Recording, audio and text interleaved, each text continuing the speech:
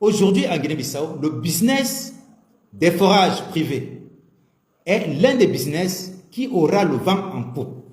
Et c'est le moment de saisir cette opportunité si vous voulez investir dans ce secteur. Si vous avez les moyens pour investir dans ce secteur, vous vous entourez de ceux qui connaissent, vous vous lancez. Ou alors, vous allez chercher des compétences dans ce domaine pour mieux exercer. Parce que le secteur des forages agricoles, clé en main, est en train de se positionner comme l'un des marchés les plus urgents.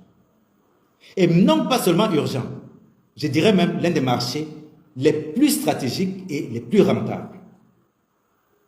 Parce qu'on parle ici d'un business qui tourne autour de la première ressource du pays qui est l'agriculture. Donc si l'Institut national de la recherche agraire a pu constater qu'il y aura un stress hydrique grandissant dans le pays à hauteur de 30%, ça veut dire qu'il faudra maîtriser l'eau. Et si nous maîtrisons l'eau, nous maîtrisons la production. Si nous maîtrisons la production, nous maîtrisons l'économie du pays.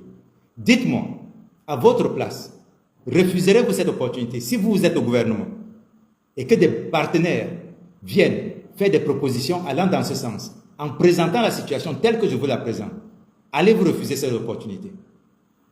Vous n'allez pas refuser, parce que le gouvernement est soucieux du bien-être de sa population. Il réagira, mais en attendant cette réaction, la fin de la population n'attend pas, la santé de la population n'attend pas, l'éducation de la population n'attend pas. Or, ces trois piliers vitaux, la population puise les ressources dans l'agriculture pour les résoudre. Compter uniquement sur la volonté du ciel, ce n'est pas garanti. On ne peut pas compter uniquement sur la pluie pour un pays qui va avancer. Toutes les grandes nations de production ne comptent pas uniquement sur la pluie. Avant, on avait des pluies traditionnelles qui étaient creusées à la main. Quand c'était chaud, les populations allaient se débrouiller. Parfois, ils mettaient des poulies pour leur permettre de tirer de l'eau. Mais aujourd'hui, avec l'évolution des mentalités, c'est devenu plus compliqué de convaincre les producteurs de fonctionner avec de l'eau du puits. Parce que presque tous les producteurs sont avisés qu'il existe des moyens d'irrigation. Et puisque le besoin de rentabilité de la terre s'impose, les producteurs doivent nécessairement passer de cette agriculture, qui était la petite agriculture de subsistance, à une agriculture commerciale qui ne peut pas se faire sans forage. Et pour implanter ce business, il faudra savoir cibler les zones en ce moment, par exemple, où, où la nappe phréatique de surface est en train de connaître plus de problèmes, ou est en train de s'effondrer. C'est là où il faut cibler. Il faut cibler les endroits où, par exemple, la pression agricole est forte. Et en Guinée-Bissau, nous connaissons ces régions. Nous avons, par exemple, la province de l'Est, avec la région de Gabou. Et pour ceux qui connaissent la zone, savent déjà que c'est la zone la plus aride même de la Guinée-Bissau, qui a fortement besoin d'irrigation. Parce qu'elle est trop touchée par la sécheresse. Mais c'est la zone aussi où les gens ne cessent pas de produire. Ils cherchent à produire constamment. Donc, le marché est là. Que ce soit à Gabou, que ce soit à Pirada, que ce soit à Madina Dobo, il y a un besoin vital en hydraulique qui s'impose. Vous avez déjà ce marché. Toujours dans la province de l'Est, si vous descendez au centre de Sabafata, par exemple. Là, je disais déjà que Gabou ne cesse pas de produire. Mais Bafata, moi je l'appelle même un pôle agricole, malgré sa position géographique. Bien sûr que Bafata a un peu plus d'eau que Gabou.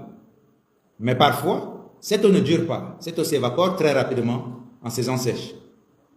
Et du coup, le même besoin en irrigation arrive. Et ce besoin s'étend jusqu'à vers Babadinka, où on produit la patate. Et c'est des zones où on produit aussi quantitativement le maïs. Si tu laisses la province de l'Est, tu vas vers le nord, dans la région d'Oyo. C'est une région vraiment active dans le maraîchage. Pour ceux qui connaissent Bissora, Mansoa et autres, c'est une zone qui est active dans le maraîchage. On cultive beaucoup d'oignons là-bas, beaucoup de tomates, beaucoup de piments. C'est vrai que leur production n'arrive pas encore à couvrir tout le besoin du marché de Bissau, d'où les renforts qui viennent du Sénégal et d'autres parties du monde. Mais on admire quand même la volonté et le courage de ces populations parce qu'elles ne baissent pas la garde.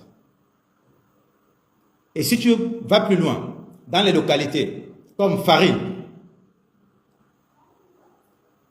on constate une même dynamique.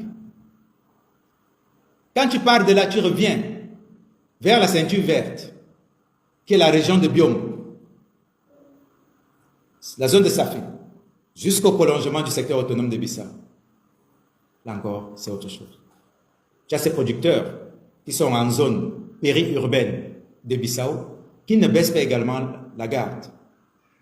Et ils ont le cash. Ils peuvent payer pour des forages. Ils veulent. Ils peuvent bien payer pour le forage. La campagne de commercialisation de la noix de cajou vient de finir. Pendant la campagne de commercialisation de la noix de cajou, c'est le moment de faire du lobbying auprès des producteurs parce que là, ils ont le cash. Proposer les services de forage et tout ça. Aux coopératives, aux communautés.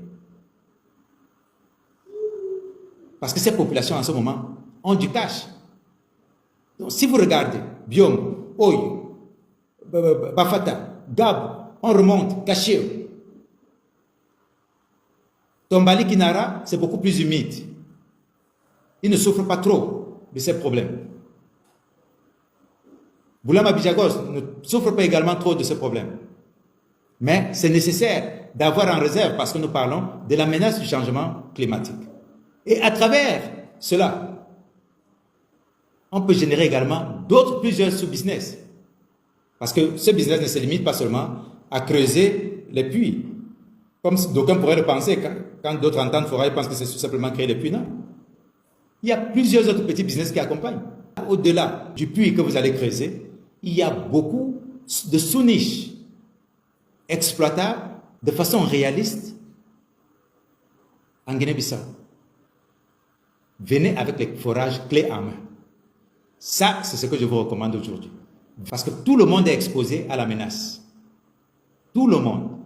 Miser dans la grille hydraulique solaire, c'est miser dans le secret le plus profond du business de l'agriculture en Guinée-Bissau. Et quand on parle également de cette grille hydraulique solaire, on parle de la maintenance. On parle également de la main-d'œuvre. On parle de la formation.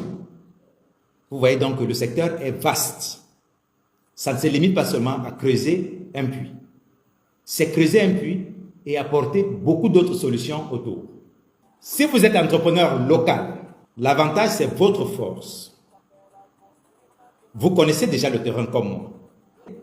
Vous parlez la langue créole. Vous connaissez les coutumes locales pour négocier avec les communautés. Donc votre opportunité ici c'est quoi? Puisqu'on sait que les entrepreneurs locaux n'ont pas souvent une grande capacité. Vous devenez sous-traitant. Pour ces grandes entreprises qui sont déjà implantées à Bissau ou qui veulent s'installer à Bissau ou des ONG qui veulent évoluer dans ce secteur, vous devenez sous-traitant parce que vous n'avez pas une grande capacité d'exécution. Vous pouvez également vous lancer dans la maintenance.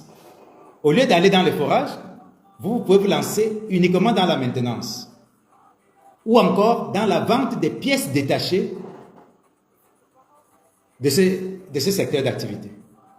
Vous pouvez vendre les pommes, vous pouvez vendre les raccords, vous pouvez vendre les plaques solaires. Si vous êtes de la diaspora, vous avez déjà un avantage. C'est la possibilité d'avoir des capitaux disponibles. Soit à travers vos économies, soit à travers des emprunts que vous pouvez faire là-bas en Europe ou en Amérique, où que vous soyez. Vous avez aussi la possibilité d'importer du matériel moderne pour revendre à ceux qui opèrent déjà dans ce secteur. Donc vous devenez fournisseur de matériel de qualité à ceux qui opèrent, aux entreprises qui opèrent dans ce secteur et aux sous-traitants qui vont opérer dans ce sous-secteur comme étant structure de maintenance et de vente de pièces détachées. L'opportunité ici, c'est que vous avez également cette possibilité de vous mettre ensemble. Créer par exemple un consortium là-bas en Europe, par exemple pour financer un camion, foreur. Un groupe des fils de la diaspora peut se mettre ensemble pour créer pour acheter un camion foreur, le renvoyer au pays. Et vous venez monter votre entreprise de BTP hydraulique. Vous avez également la possibilité de proposer des modèles actualisés.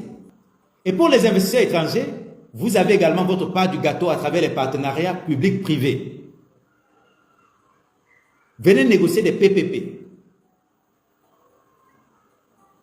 Parce que vous avez la capacité financière lourde et également l'ingénierie de pointe. Donc rien ne vous manque presque. Venez, positionnez-vous pour soumissionner aux grands appels d'offres internationaux, que ce soit de la Banque africaine de développement, que ce soit de l'Union européenne, que ce soit de la Banque mondiale. Il y a plusieurs projets d'accès à l'eau agricole aujourd'hui en Guinée-Bissau. Et c'est en train de se multiplier chaque fois.